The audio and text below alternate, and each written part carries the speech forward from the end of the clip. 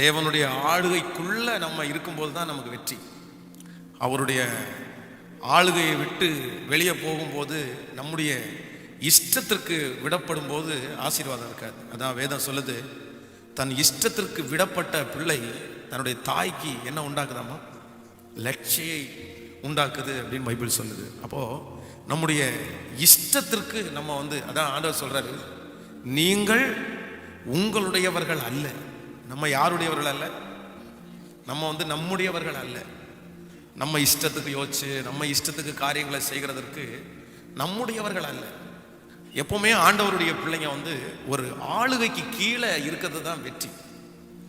சில முக்கியமான விஷயங்களை நம்ம ஆண்டவரத்துல சித்தத்தை கேட்டு செய்வோம். ஆண்டவரே இது செய்யலாமா, செய்ய மாட்டோமா, இல்லைன்னா இன்னைக்கு என் கூட சொல்லுங்க ஆண்டவரே, இன்னைக்கு என் கூட பேசுங்க ஆண்டவரே அப்படின்னு நம்ம நிறைய பேர் அதை கேட்டு செய்யும்போது அந்த காரியம் நடந்தாலும் வெற்றியா இருக்கணும், நடக்கலைனாலும் வெற்றியை நம்ம பார்த்துருக்கிறோம். ஆனா நிறைய விஷயங்கள் ஆண்டவருடைய பிள்ளைங்க தங்களுக்கு மனசு இருந்துச்சுன்னா, விருப்பம் இருந்துச்சுன்னா, ஆண்டவர்கிட்ட கேட்காம எடுக்கிற சில முடிவுகள் பெரிய தோல்விகள் அவங்க வாழ்க்கையில வந்திருக்கிறது. இன்றைக்கு ஆண்டவரிடத்துல இந்த ஆராதனை வேளையில நம்ம எல்லாம் என்ன சொல்லணும்னா, ஆண்டவரே நீர் என்னை ஆண்டு கொள்ளும், ஆண்டவரே என்னை ஆளுகை செய். என்ன செய்ய? என்ன நீங்க ஆளுகை செய்யுங்கப்பா. நம்மளை யாராவது ஒருத்தர் நம்மளை நடத்தணும். நம்ம சுயமாய் நம்ம நடக்க தெரியாது. இது எப்பவுமே ஆண்டவருடைய பிள்ளைங்க இதுல ஜாக்கிரதையா இருக்கணும். நம்ம ஆண்டவருடைய ஆளுகைக்கு கீழே, என்னுடைய இஷ்டம் போல அல்ல ஆண்டவரே, நானா எடுக்கிற முடிவு அல்ல ஆண்டவரே, எல்லா விதத்திலும் இப்படி ஒரு தேவனுடைய பிள்ளை இருப்பார்களே ஆனால் நிச்சயமா சொல்றேன், அவங்களுடைய வாழ்க்கையில தோல்வி வரவே வராது. தோல்வி வரவே வராது. அவருடைய ஆளுகை, அவருடைய சித்தம், அவருடைய இஷ்டம், அவருடைய விருப்பம், அவர் தண்டிச்சு, அவர் ஸ்டிக் பண்ணி, அவர் வேண்டாம் என்று சொல்லி, அவர் வேண்டும் என்று சொல்லுகிற அந்த வாழ்க்கையை போல வேற எந்த வாழ்க்கையும் இந்த உலகத்துல சிறப்பாய் அமையவே அமையாது. பொதுவாக சின்ன பிள்ளைகளுக்கே வாலிபர்களுக்கோ அவங்க அம்மா திட்டுறதோ அவங்க அப்பா திட்டுறதோ, யாருமே ஆளுகை செய்கிறது நிறைய பேருக்கு பிடிக்காது. இல்லை என்றால் கணவன் மனைவி ஆளுகை செய்கிறதோ அதெல்லாம் நிறைய பேருக்கு பிடிக்காது. நீங்க என்ன ஆளுகை செய்யறது, நீ என்ன சொல்றது, அப்படியெல்லாம் உன்னுடைய இஷ்டப்படிலாம் நான் நடக்க முடியாது, நான் உனக்கு கீழ்படிச்செல்லாம் நடக்க முடியாது, இல்லைன்னா உன்கிட்ட கேட்டுலாம் நான் நடக்க முடியாது, நான் என் இஷ்டப்படி தான் நான் நடப்பேன், என்னுடைய விருப்பத்தின்படி தான் நான் நடப்பேன் அப்படின்னு சொல்லலாம். உலகத்துல இருக்கிற மனுஷனிடத்துல சொல்லலாம். ஆனா ஒரு காலத்திலும் யாரிடத்துல சொல்ல முடியாது என்றால் ஆண்டவரிடத்துல என் இஷ்டப்படி தான் ஆண்டவரே நான் நடப்பேன்னு நீங்க சொல்லிட்டு போனீங்கன்னா அந்த வாழ்க்கையினுடைய முடிவு துன்பமா தான் இருக்கும். அதான் தன் இஷ்டத்திற்கு விடப்பட்ட பிள்ளை ஒரு நாளும் ஆசீர்வாதத்தை கொண்டு வரவே முடியாது. வேதம் சொல்லுது, ஏலியினுடைய பிள்ளைகள் பேலியாளி மக்களா இருந்தார்களாம். ஏன் அப்படின்னா அவங்க இஷ்டப்படி நடந்தாங்க. அவங்களுடைய தகப்பனார் சொல்றாரு, என் மக்களே, நான் கேள்விப்படுகிற செய்தி, இந்த செய்தி நல்லதல்ல. தேவனுடைய பிள்ளைகள், தேவன் தேவாலயத்திற்கு வருகிற ஜனங்கள் மீறி நடக்கிறதற்கு நீங்கள் காரணமா இருக்கிறீர்களே, வேண்டாம், மனம் திரும்புங்க அப்படின்னு சொன்ன உடனே அவங்க அப்பாவுடைய சொல்லை அவர்கள் கேளாமற் போனார்கள். அதெல்லாம் ஒண்ணும் இல்லை, எனக்கு என்ன விருப்பம், எனக்கு என்ன இஷ்டம், நான் என்ன தீர்மானிக்கிறேன், அதன்படிதான் நான் நடப்பேன். உதாரணத்துக்கு ஒன்று சொல்றேனே, ஒரு விஷயம் திருச்சபையில ஒரு சிஸ்டர் ஒரு பிரதர் 2 பேரும் வந்தாங்க. அவங்க 2 பேருமே நல்ல வாக்குவாதத்தில் தான் இருக்காங்கன்றது மாதிரி நான் கண்டுபிடிச்சேன். அப்போ அந்த சிஸ்டர் சொன்னாங்க, பாஸ்டர் நாங்கள் கோயம்புத்தூரை விட்டு காலி பண்ணி வெளியூருக்கு போகிறோம் அப்படின்னு சொன்னாங்க. உடனே நான் சொன்னேன், என் வெளியூரில் ஏதாவது வேலை கிடைச்சிருச்சா, சம்பளம் ஏதாவது கிடைச்சிருச்சா, இல்லை கவர்மெண்ட் வேலை கிடைச்சிச்சா? ஏதோ ஒரு காரணத்திற்காக நம்ம வெளியூர் போகலாம், ஒரு வேலை கிடைக்கலாம், இல்லைன்னா ஒரு வருமானம் நமக்கு வர வேண்டியது இருக்கலாம், இல்லைன்னா அந்த இடத்துல போனாதான் அந்த ஆசீர்வாதம் நமக்கு, அந்த மாதிரி ஏதோ ஒரு காரணம் இருக்கலாம். ஆனால் அவங்க போகிறதுக்கு ஒரே ஒரு காரணம் என்ன அப்படின்னா, எங்க அம்மாவுடைய வீட்டு பக்கத்துல நான் இருக்கணும். அப்ப நான் சொன்னேன், இல்ல, வேதத்தின்படி புருஷன் எந்த இடத்துல இருக்கிறாரோ அந்த இடத்துல தான் யார் இருக்கணும், மனைவி இருக்கணும்.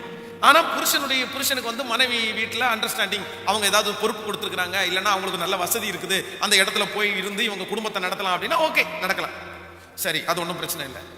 ஆனா நீங்க பிரதர்கிட்ட கேட்ட, அவர் சொன்ன, பாஸ்டர் எனக்கு இஷ்டமே இல்லை, சுத்தமா இஷ்டம் இல்லை, நான் போவேணான்னு நினைக்கிறேன் அப்படின்னு. ஆனா இவங்க ரொம்ப கஷ்டப்பட்டு கடனை வாங்கி எல்லாத்தையும் பேக் பண்ணிட்டு தன்னுடைய அம்மாவுடைய வீட்டு பக்கத்துல போனாங்க. போன ஒரு 6 மாசத்துக்குள்ள பாத்தீங்கன்னா அம்மாவுக்கும் மகளுக்குமே பயங்கரமான சண்டை, பயங்கரமான வாக்குவாதம். இப்போ அங்கேருந்து என்ன ஃபோன் அப்படின்னா, நான் இங்கேருந்து கிளம்பலாமான்னு பார்க்குறேன் பஸ் ஸ்டாண்ட், இங்கே எனக்கு பிடிக்கல, இங்கே எனக்கு. அப்போது கர்த்தருடைய பிள்ளைகள் ஒன்று நினைத்துக் கொள்ளுங்கள், நம்ம இஷ்டம் போல நம்முடைய விருப்பம் போல செய்கிறோமே என்றால், நம்முடைய விருப்பம் நம்முடைய இஷ்டம் என்னைக்காவது ஒரு நாள் நமக்கு மிகப்பெரிய பாதிப்பாக நிற்கும். அட்லீஸ்ட் நான் என்ன சொல்றேன்னா, மனிதனுடைய இஷ்டம் போல நீங்க நடக்க வேண்டாம், மனிதனுடைய வார்த்தையை நீங்க கேட்க வேண்டாம், பரவாயில்ல.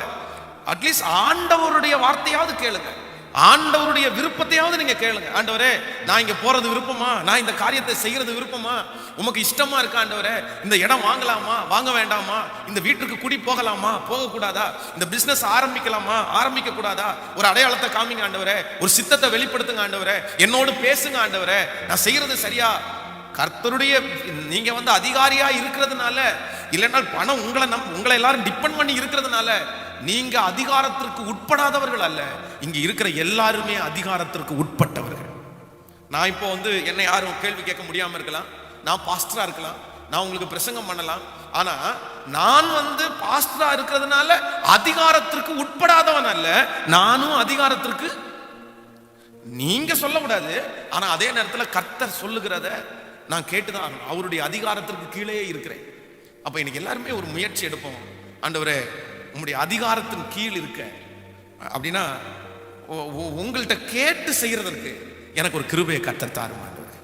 எல்லாத்தையுமே என் வாழ்க்கையில எடுக்கிற சகல முடிவுகளையுமே சகல தீர்மானத்துமே நான் ஒண்ணு மட்டும் எப்போ என் மனசுல நினைச்சுக்கணும், நான் இன்னொருத்தருடைய அதிகாரத்திலே நான் இருக்கிறேன். பக்கத்தில் இருக்கிற கையை பிடிச்சு சொல்லுங்க, நான் இன்னொருத்தருடைய அண்டர்ல நான் இருக்கிறேன்னு சொல்லுங்க. அல்லேலூயா. இது ஒரு மிகப்பெரிய பாதுகாப்பும் கூட, இது ஒரு மிகப்பெரிய பாதுகாப்பும் கூட. இன்னும் இப்ப பாருங்களேன், மேனேஜர் வேற, வேலைக்காரங்க வேற, ஓனர் வேற, வேலைக்காரங்க வேற. ஓனருக்கு அவருடைய மனசு படப்படுத்திட்டே இருக்கும், ஐயோ லாபம் வருமா வராதா அப்படின்னு. ஆனா வேலைக்காரங்களுக்கு சம்பளம் வருமா சம்பளம் வராதா அது மட்டும்தான் அவங்களுக்கு லாப நஷ்டத்தை குறித்து என்ன இல்லை, அவங்களுக்கு கவலை இல்லை, அது அவர் பார்த்துக்குவார், ஓனர் பார்த்துக்குவாரு. நான் என்ன சொல்றேன்னா, நம்ம ஆண்டவருடைய ஆளுகைக்கு கீழே, ஆண்டவருடைய சித்தத்துக்கு கீழே நம்ம இருக்கும்போது அதனால ஏதாவது பாதிப்புகள் பிரச்சனை வந்தா கூட அது யார் பொறுப்படுத்துக்குவான்னா, கர்த்தர் ஒருவரே பொறுப்படுத்திக்கொள்ள கர்த்தர் வல்லவரா இருக்கிறார். அவர் பொறுப்படுத்துக்குவார். நான் தான் ஒன்று நடத்தினேன், இந்த நஷ்டம் என்னாலதான் ஒன்று வந்துச்சு, அந்த நஷ்டத்தை ஈடுகட்டக்கூடிய சகல கிருபைகளையும் கர்த்தர் நமக்கு கொடுக்க வல்லவரா இருக்கிறார். அப்ப இன்னைக்கு நம்ம சொல்ல போற, ஆண்டவரே நீர் என்னை ஆளுகை செய்யும், உங்க கண்டிஷனுக்கு கீழே, உங்க வழி நடத்துதலுக்கு கீழே நான் இருக்கிறதற்கு என்னை போதித்து நீ நடத்துவீராக. கை அப்படியே மேல உயர்த்தி ஆண்டவரத்துல சொல்லுங்க, ஆண்டவரே உங்க ஆளுகைக்குள்ள என்ன கொண்டு வாங்க ஆண்டவரேன்னு சொல்லுங்க. சத்தத்தை உயர்த்தி எல்லாரும், ஆண்டவரே உங்க ஆளுகைக்குள்ள நான் இருக்கிறதுக்கு நான் விரும்புறேன்னு சொல்லுங்க. உங்க ஆளுகைக்குள்ள சொல்லுங்க எல்லாரும், சத்தத்தை உயர்த்தி. ஆளுகை செய்யும் ஆவியானவரே, எங்களை ஆளுகை செய்யும் ஆண்டவரே, எங்களை ஆளுகை செய்யும் ஆண்டவரே, எங்களை ஆளும் ஆண்டவரே. சொல்லும் ஆண்டவரே எங்களை முதல்ல சவுல ஆண்டவர் ராஜாவாய் மாற்றுகிறார். சாமுவேல் தீர்க்கதரிசியை பார்த்து ஆண்டவர் சொல்றாரு, எப்பா சவுல் என்கிற ஒரு நபர் உன்னை சந்திப்பாரு, அவரை ராஜாவா அபிஷேகம் பண்ண. அதற்கு முன்பாக இஸ்ரவேல் ஜனங்கள் எனக்கு ஒரு ராஜா வேணும், எங்களுக்கு ஒரு ராஜா வேணும், எங்களை ஆள்றதுக்கு ஒரு ராஜா வேணும்னு ஜனங்கள் முறையிடுவார்கள். அப்போதான் தீர்க்கதரிசி போய் ஆண்டவரத்துல கேட்பான், ஆண்டவரே இந்த ஜனங்கள் இப்படி சொல்றாங்கன்னு சொன்னோன்னா ஆண்டவர் ரொம்ப அழகா சொல்லுவாரு, அவர்கள் உன்னை தள்ளாமல் யாரை தள்ளினாங்க, நான் அவர்களை ஆளாதபடிக்கு அவர்கள் என்னை தள்ளினார்கள். எப்பா நீ நினைக்கிற உன்னை தள்ளிட்டாங்க அப்படின்னு நினைக்கிற, நீ அப்படி நினைக்காத, உன்னெல்லாம் தள்ளல, நான் ஆளாதபடி. அதுக்கு முன்பான காலத்துல எல்லாம் ராஜா இல்ல இஸ்ரவேல் ஜனங்களுக்கு, தீர்க்கதரிசி மட்டும்தான் இருந்தாரு. அந்த தீர்க்கதரிசி டைரக்டா ஆண்டவர் பேசுற வார்த்தையை அவர் கேட்டு ஜனங்களுக்கு சொல்லுவார், ஜனங்கள் அதன்படி செய்வார். ஆனா ராஜாக்கள் வந்ததற்கு பிறகு பாத்தீங்கன்னா அவர்களுடைய ஓன் ஐடியாஸ் கொண்டு போர் எடுக்கிறது, போர் எல்லாமே அதுக்கு அப்புறம் தான் ஸ்டார்ட் ஆகுது. அது வரைக்கும் கர்த்தர் அவங்கள பத்திரமா எதிரிகளுக்கு முன்பாய் ஆண்டவர் அவங்கள பாதுகாத்தார். அப்ப துக்கத்தோட ஆண்டவர் சொல்லுவாரு, டேய் அவங்க ஒன்ன தள்ளலப்பா, என்னதான் தள்ளினாங்க. சோ இன்னைக்கு ஆண்டவருடைய பிள்ளைகள், நீங்களே இந்த ஆராதனைக்கு வந்திருக்கிறவங்க, மனிதர்களை தள்ளல, பாஸ்டரை தள்ளல, ஊழியர்களை தள்ளல, நீங்க ஆண்டவரை தள்ளுகிறீர்கள். அதனால நமக்கு எல்லாருக்குமே ஒரு ஆளுகைக்கு கீழே இருக்கணும் அப்படின்னு நீங்க நினைங்க.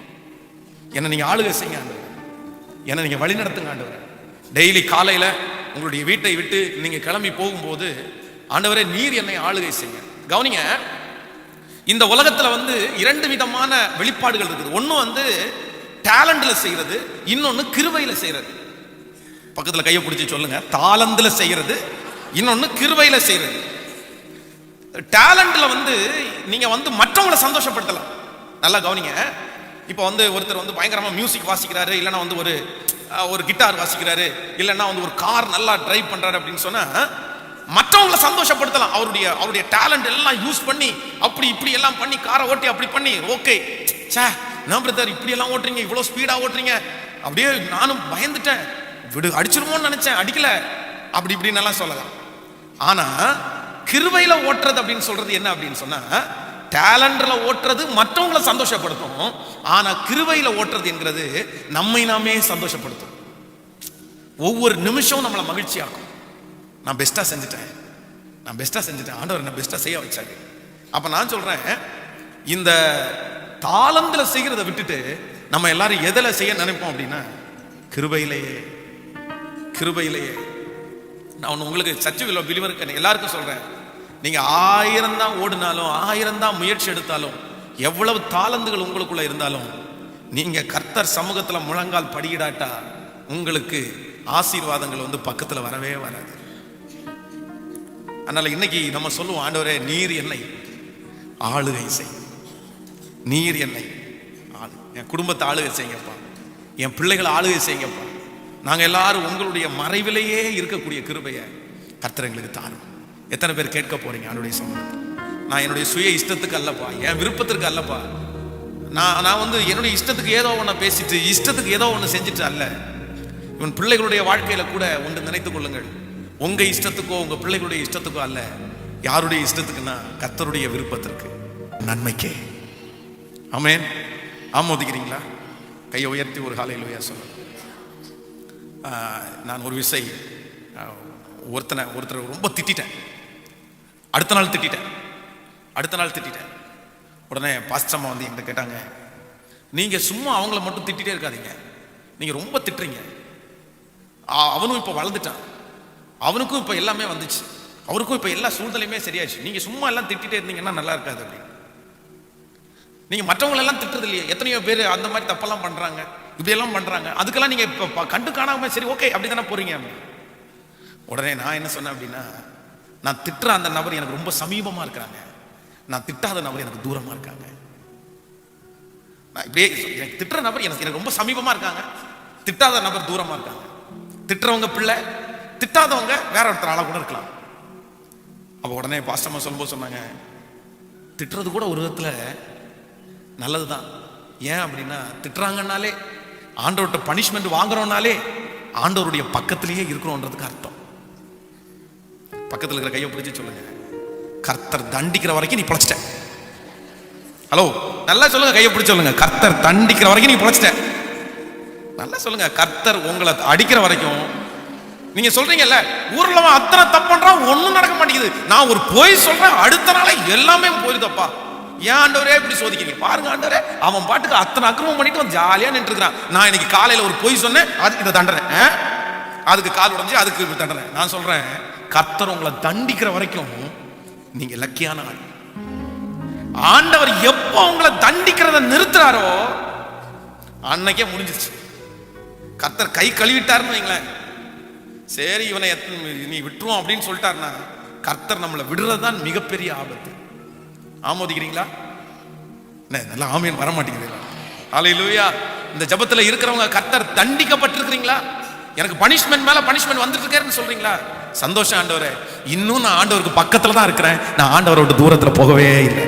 நீ உடனே கன்ஃபார்ம் பண்ணிக்கலாம், ஓகே ரைட், பாவம் செஞ்ச உடனே தப்பு பண்ண உடனே தண்டனை கிடைக்குது அப்படின்னா ரைட், நம்ம கூட யார் இருக்கா? கர்த்தர் இருக்கிறாரு. தண்டனை கிடைக்கலன்னா தான் கொஞ்சம் சொரியணும் தலைய, இருக்கிறாரா இல்லையா? ஏன்னா இத்தனை அக்கிரமம் 9 மாசமா செஞ்சுட்டு இருக்கிறேன், இவர் ஒண்ணுமே செய்யாம அமைதியா இருக்கிறாரு, போயிட்டாரோ, விட்டுட்டு விலகிட்டாரோ, ஓ தண்டிக்கிறாரு, சரி ஆண்டவரே நன்றி ஆண்டவரே. நம்ம தண்டிக்காதவர்களா இருந்தால் வேதம் சொல்கிறது வேசியின் பிள்ளைகளாக மாறுவீர்கள். தன்னுடைய தகப்பன் சிட்சியாத புத்திரன் உண்டோ? ஆண்டவர் நம்மை நேசிக்கிறதுனாலே கடிந்து கொண்டு ஆண்டவர் என்ன செய்யறாரு? சிட்சிக்கிறார். இன்னைக்கு எல்லாருமே ஒரு தீர்மானத்தோட போங்க, ஆண்டவரே நீர் என்னை ஆளுகை செய். ஹல்லேலூயா. சத்தமா சொல்லுங்க, ஆண்டவரே நீர் என்னை ஆளுகை செய், நீர் என்னை ஆளுகை செய். உங்கள்கிட்ட கேட்டுட்டு உங்க இஷ்டம் போல உங்க விருப்பம் போல நடக்கிறதற்கு எனக்கு உதவி செய். கரங்களை நீர் என்னை ஆளுகை செய், என்னை ஸ்டிக் பண்ணுங்க. நான் நடக்கக்கூடாது, என்ன நீங்க நடத்துங்க. ஆமோதிக்கிறீங்களா? அதான் என் இஷ்டம் அல்ல ஆண்டவரே, என் சித்தம் அல்ல உம் சித்தம் நாதா, என்னாலே அல்ல உம்மாலே ஆகும், என்னாலே அல்ல. கவனிங்க, சில நேரத்தில் வந்து ஆண்டவருடைய விருப்பத்தை செய்யறதற்கு உங்களுக்கு கஷ்டமா இருக்கும். என்னமோ உங்களுக்கு பிடிக்காதது மாதிரி ஒன்ன வந்து சொல்றது மாதிரி இருக்கும். ஆனா அதான் உலகத்துல ஒரு பழமொழி சொல்லலாம்ல, முதியோர் கொடுக்கிற நெல்லிக்காய் முன்பு கேட்கல கசக்கும், பின்னாடி. கவனிங்க, இப்போ வந்து ஒரு 40 வயசுக்கு மேல இருக்கிற எல்லாருமே என்ன கவனிங்க, 40 இயர்ஸ் மேல இருக்கிறவங்க எல்லாருமே ஒன்னு உங்களை பார்த்து ஒரு கொஸ்டின் கேட்கிறேன். இன்னைக்கு 40 வயசுக்கு மேல உங்க பிள்ளைகளுக்கு நாங்க பார்த்துக்கிறோம், சாப்பாடு கொடுத்துறோம், அவங்கள படிக்க வச்சிடறோம், அவங்கள கல்யாணம் பண்ணி வச்சிடறோம், உங்களுக்கு ஒரு வீடு கொடுத்துறோம், உங்களுக்கு ட்ரெஸ் எல்லாம் நாங்க வாங்கி கொடுத்துருக்கிறோம், உங்களை ஃப்ரீயா விட்டுட்டு வேலை எல்லாம் விட்டுட்டு ஒரு ஸ்கூல் ஒன்று ஆரம்பிக்கும். 40 வயசுக்கு மேல உள்ளவங்களுக்கு ஜாயின் பண்றான்னு சொல்லுவோம். எத்தனை பேர் ஜாயின் பண்ணுவீங்க? நான் சொல்றது உங்களுக்கு புரியலையா? இப்போ உங்களுக்கு நீங்க சுமந்துட்டு இருக்கீங்க பாருங்க, அந்த சுமை எல்லாத்தையுமே நாங்க பொறுப்படுத்துக்கிறோம். உங்க பிள்ளைகளை படிக்க வச்சிடறோம், உங்களுக்கு காருக்கு டீசல் போட்டுறோம், உங்களுக்கு வீடு வாங்கி கொடுத்துறோம், உங்க துணிமணி பண்ணிடுறோம், உங்களுக்கு ஒரு கவலையுமே இல்லை. நீங்க சுவிட்ச் போட்டா லைட் எரியும், நீங்க சுவிட்ச் போட்டா தண்ணி வரும், எல்லாமே வந்துடும். உங்களுக்குன்னு ஒரு ஸ்கூல் ஆரம்பிக்கும். வந்துருங்க அப்படின்னா நான் என்ன நம்புறேன், மொத்த பேர் கையை தூக்கி நான் வந்துடுறேன் மாஸ்டர். இதே வாழ்க்கை 18 வயசுக்கு முன்னாடி உங்களுக்கு இருந்துருச்சு. நீங்க துணி துவைக்க வேண்டாம், நீங்க துணி வாங்க கஷ்டப்பட வேண்டாம், நீங்க ஃபீஸ் கட்ட வேண்டாம், நீங்க வீட்டுக்கு வாடகை கொடுக்க வேண்டாம், நீங்க வந்து தண்ணி பில் கட்ட வேண்டாம். ஆனா அந்த காலத்துல உங்க அம்மா அப்பா படிமா படிப்பா படிமா படிப்பா, நமக்கு எப்படி தெரிஞ்சு தெரியுமா? நீங்க எப்படி தெரியல. நான் ஒவ்வொரு நாளும் யோசிப்பேன், சே நான் இந்த 10ஆம் வகுப்பு 9ஆம் வகுப்பு 8ஆம் வகுப்புன்னு சொல்லிட்டு இருக்காங்க, பேசாம அப்பா மாதிரி வேலைக்கு போயிட்டோம்னா கை நிறைய காசு. இந்த படிப்பெல்லாம் நமக்கு எப்படா வேலைக்கு போவேன், எப்படா கல்யாணம் பண்ணுவோம், நிறைய பேர் எப்படா கல்யாணம் பண்ணுவோம், எப்ப நம்ம அம்மா அப்பா ஆகும் அப்படின்னு சில பிள்ளைங்க எல்லாம் வந்து கேட்டே இருப்பாங்க. அம்மா அப்பா ஆனதுக்கு அப்புறம் தான் தெரியுது, அம்மாடா சாமி இதுக்கு அம்மா அப்பா ஆகாம பேச்சுலராகவே இருந்துடலாம் அப்படின்னு. அப்ப ஆண்டவருடைய பிள்ளைகள் வந்து எப்பவுமே நீங்க நினைச்சுக்கோங்க, ஃபர்ஸ்ட் அப்படிதான் இருக்கும். முன்னாடி நம்முடைய வாழ்க்கையில ஆண்டவர் செய்கிற எல்லா காரியமுமே ஃபர்ஸ்ட் ஒருவேளை நமக்கு வந்து கடினமா இருக்கலாம் விடுறதுக்கு. என்ன ஆண்டவரே எனக்கு மட்டும் இப்படி செய்றீங்க, எனக்கு மட்டும் இப்படி செய்றீங்க. ஆரம்பத்தில் உங்களுக்கு அப்படி இருந்தாலும் அதனுடைய முடிவு ரொம்ப பெஸ்டா இருக்கும்.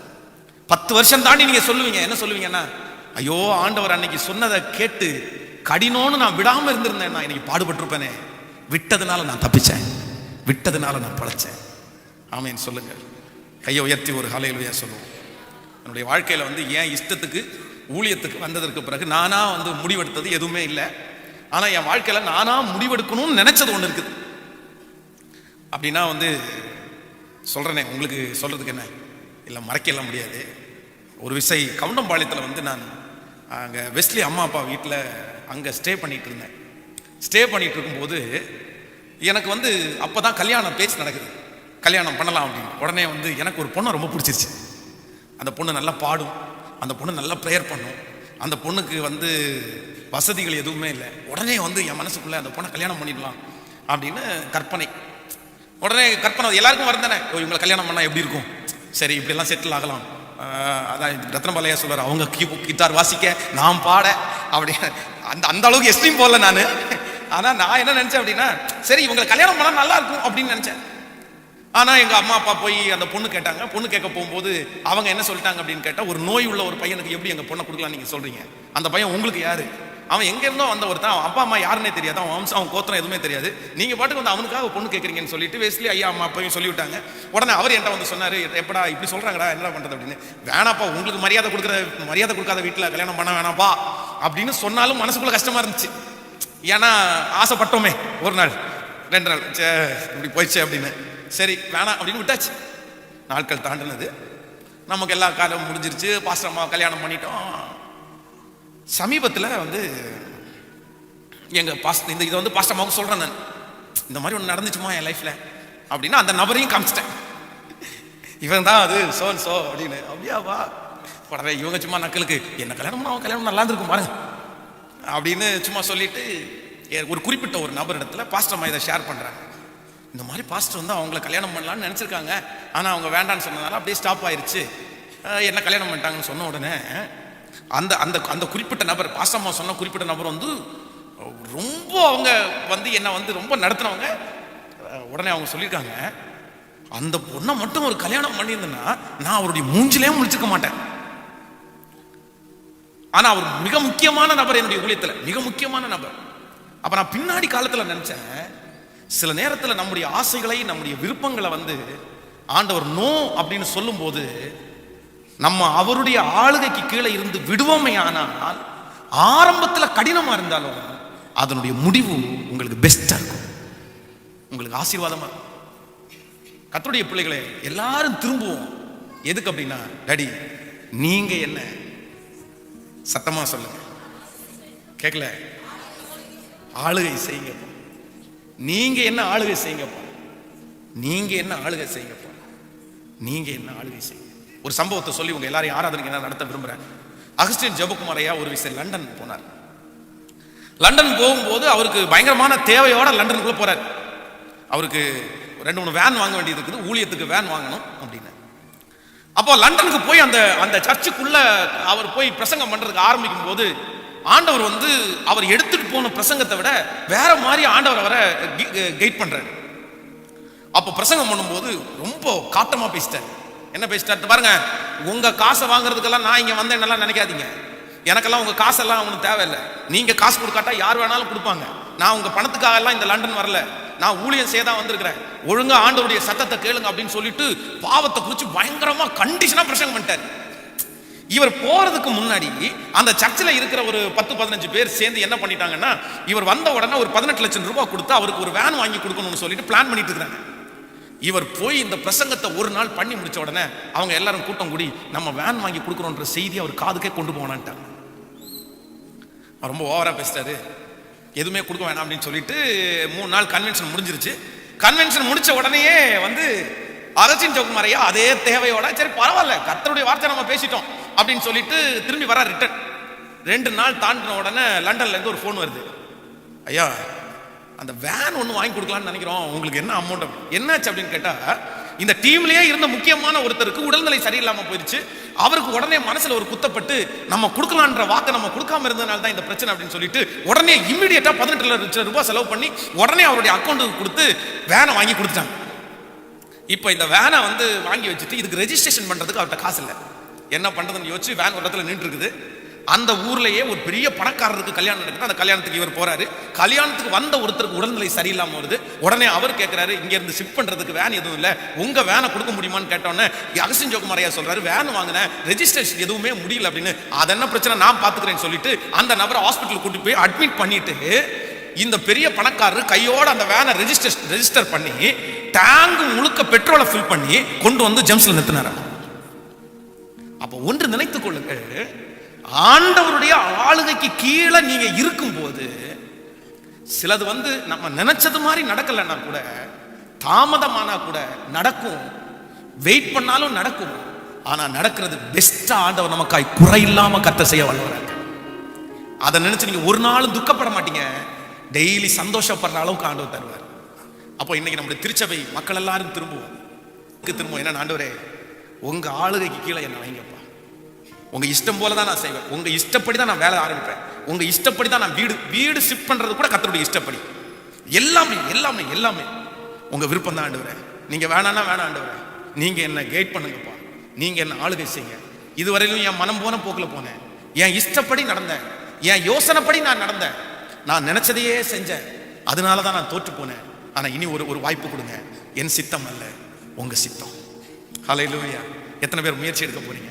அப்படியே எழுப்பி நின்று அப்படி வர எழும்பிக்கும் போது கொஞ்சம் முன்பாக வாருங்க. இந்த லேடிஸ்ல கொஞ்சம் முன்னாடி, பின்னாடி செருப்பெல்லாம் போறதுனால இடம் பத்தல, கொஞ்சம் முன்பாக நெருக்கமா இந்த இடத்துக்கு கேப்பெல்லாம் கொஞ்சம் ஃபில் பண்ணி